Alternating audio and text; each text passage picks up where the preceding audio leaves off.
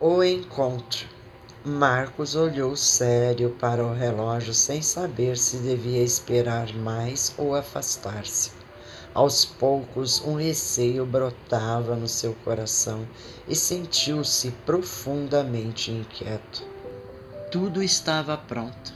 Tinha preparado aquele encontro com todo carinho, esforçara-se para que tudo saísse bem. Sequer tinha pensado na hipótese de ela arrepender-se de não aparecer. Olhou novamente o relógio e circunvagou os olhos ao redor, perscrutando os quatro cantos da rua. Seus dedos impacientes tamborilavam na mesa da lanchonete, de onde, através da janela envidraçada, podia enxergar a rua. Nada. Elizabeth não aparecia. Estaria tudo perdido? Todo o seu esforço teria sido em vão?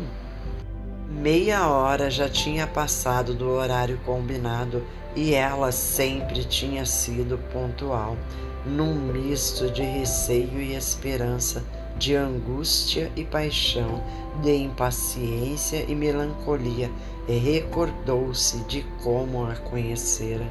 Fazia plantão no pronto-socorro do hospital quando a ambulância trouxera um homem acidentado, gravemente ferido, em estado de pré-coma. Correria, providências, radiografias, suturas, plasma, soro, enfim, todas as tentativas no esforço de salvar-lhe a vida. Ele era homem moço, casado, pai de 2 filhos. Seu automóvel tinha ficado inutilizado. Foi neste clima que Marcos viu os grandes olhos verdes de Elizabeth pela primeira vez. Ele não era um jovem inexperiente, solteiro, 36 anos, 10 anos de medicina. Marcos estava habituado a conhecer pessoas e muitas mulheres bonitas tinham passado pela sua vida. Mas os olhos lacrimosos de Elizabeth fizeram-no sentir um abalo diferente. Sua presença era tão absorvente que, quando ela entrava no hospital, Marcos sentia-lhe a figura.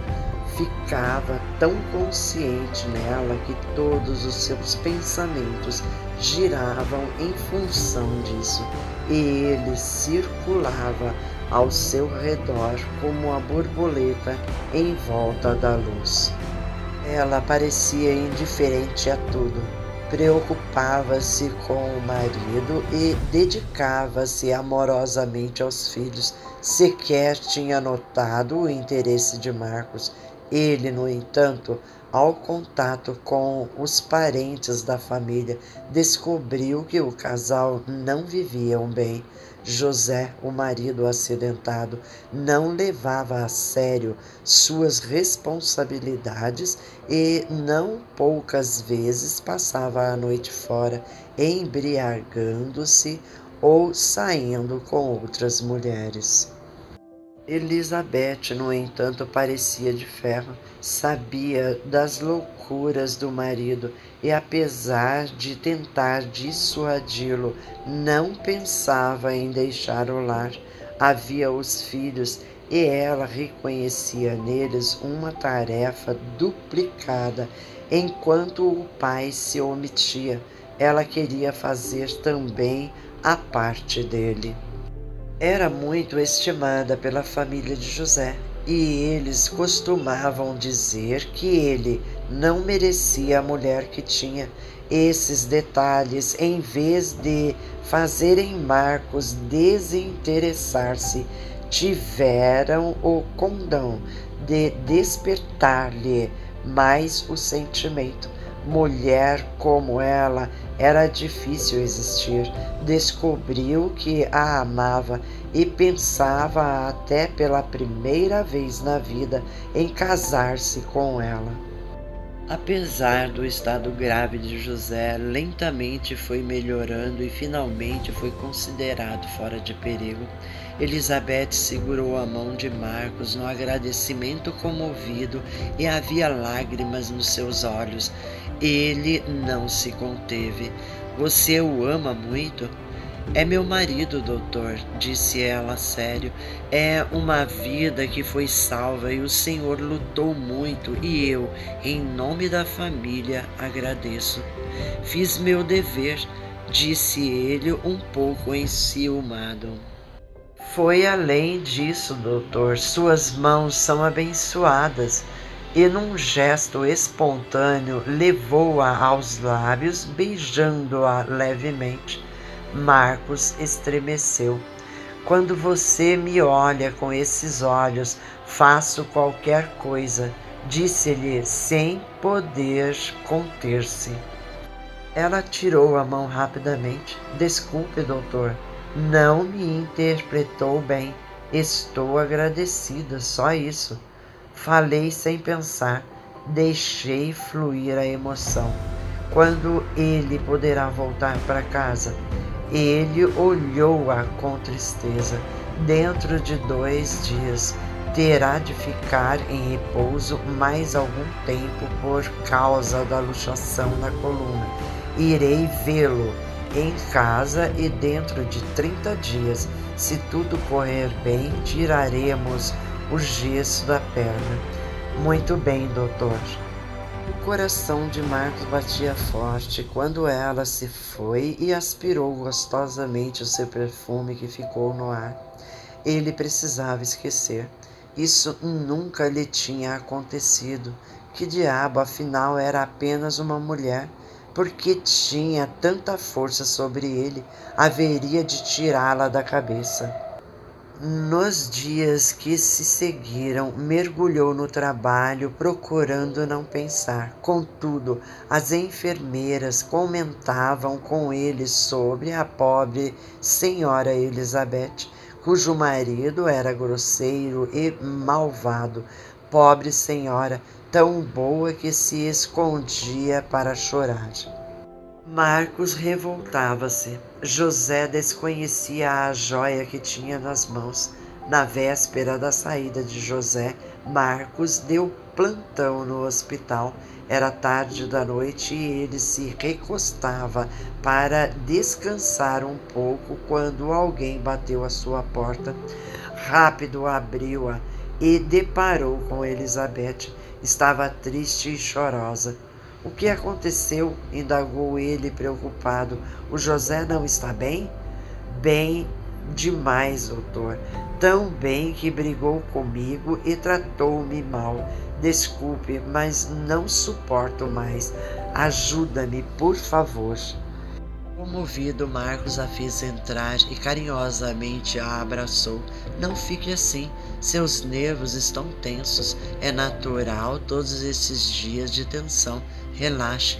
Vamos, vou dar-lhe um calmante. Ela agarrou-se a ele aflita. Não, por favor, eu não quero dormir. Desculpe, eu não devia ter vindo. Sinto muito. Marcos sentia seu perfume delicioso e sua aproximação deixava-o meio tonto de emoção. Ele disse que sou feia, lamentou-se ela. Mentira, balbuciou ele com veemência. Seus olhos são como luzes. Que eu sou inútil e grossa. Que velhaco, você possui classe invejável. Que sequer sirvo para amar. Marcos estava com o peito em chamas. Um calor imenso o envolveu. Enlaçou-a pela cintura e beijou-lhe os lábios com ardor. A sensação foi tão forte que ele instintivamente passou a chave na porta e, abraçando-a de novo, disse com voz apaixonada: Ele mente ou é um louco imbecil.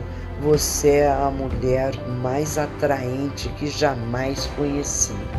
Ela olhou com os seus olhos verdes brilhantes de emoção. Você acha? Marcos beijou-a de novo e juntos esqueceram tudo ou mais. Uma hora depois, ela pareceu despertar daquele enlevo, dizendo horrorizada: Meu Deus, o que eu fiz? Que horror! Como olhar meus filhos depois disso? A custo, Marcos explicou-lhe que ninguém tinha planejado nada. A força das coisas, a atração que sentiam um pelo outro. Confesso agora, disse ela com voz triste, que meu coração bateu mais forte quando o vi, mas eu não podia ter caído. Nunca me aconteceu. Se ao menos José não me tivesse insultado. Ela retirou-se, procurando compor a fisionomia e dizendo que aquilo não mais aconteceria.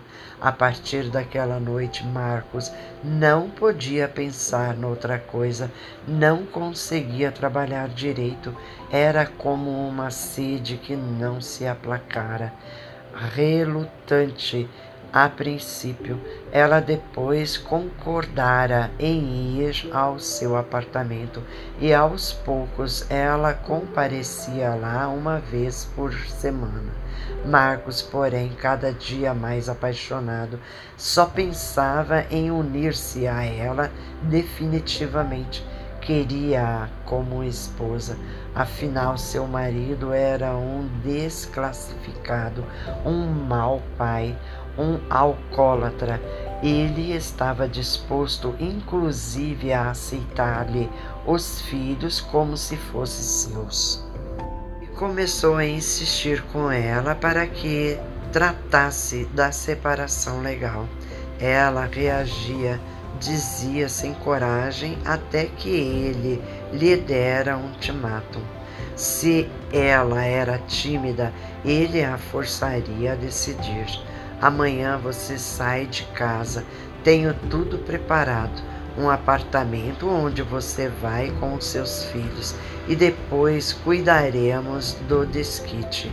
Ela relutara. Ele insistiu. É definitivo. Ele ou eu, amanhã às 18 horas, estarei esperando no lugar que você sabe. Você sai de casa alegando maus tratos e amanhã o advogado vai com você dar a entrada dos papéis.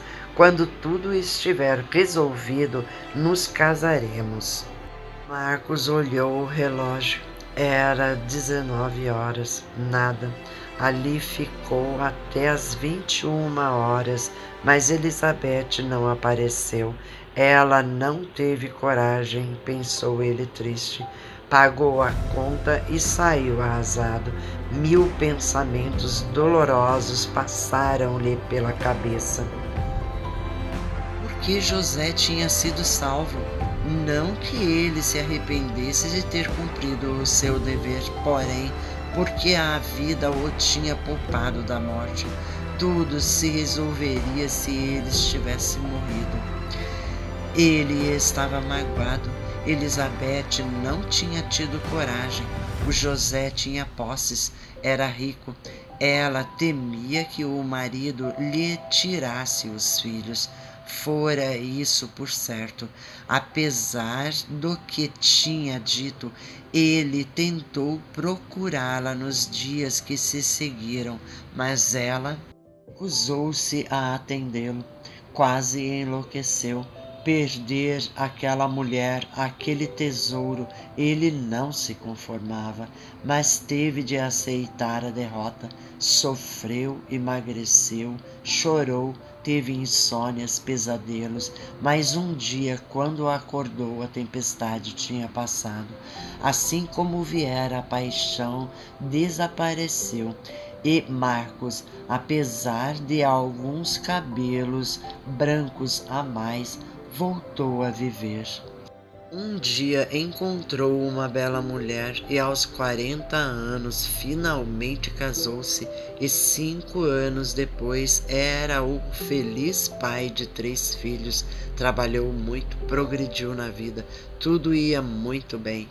Uma tarde estava almoçando em um restaurante quando alguém aproximou-se de sua mesa. Doutor Marcos, que prazer! Marcos olhou aquele rosto e o seu coração deu um salto. Era o José. Como vai? Disse ele sério. Muito bem. Também vou almoçar. Se me permite, gostaria de conversar consigo. Um pouco contrariado, Marcos respondeu: Claro, sente-se. Calado, não sabia o que dizer. Sua presença trazia de volta a lembrança de Elizabeth e daquela fase de sua vida que ele não gostava de recordar. José sentou-se.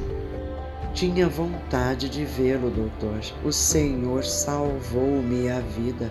É meu amigo. Tenho sofrido muito. Várias vezes pensei em procurá-lo, mas não tive coragem. Tinha vergonha. O que aconteceu? Perguntou Marcos, curioso. É sobre minha mulher. Acaba de ser internada em um sanatório.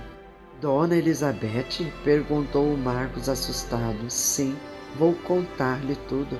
Sempre encobri da família, mas o senhor é médico, precisa saber. Ela deu-me trabalho desde que nos casamos.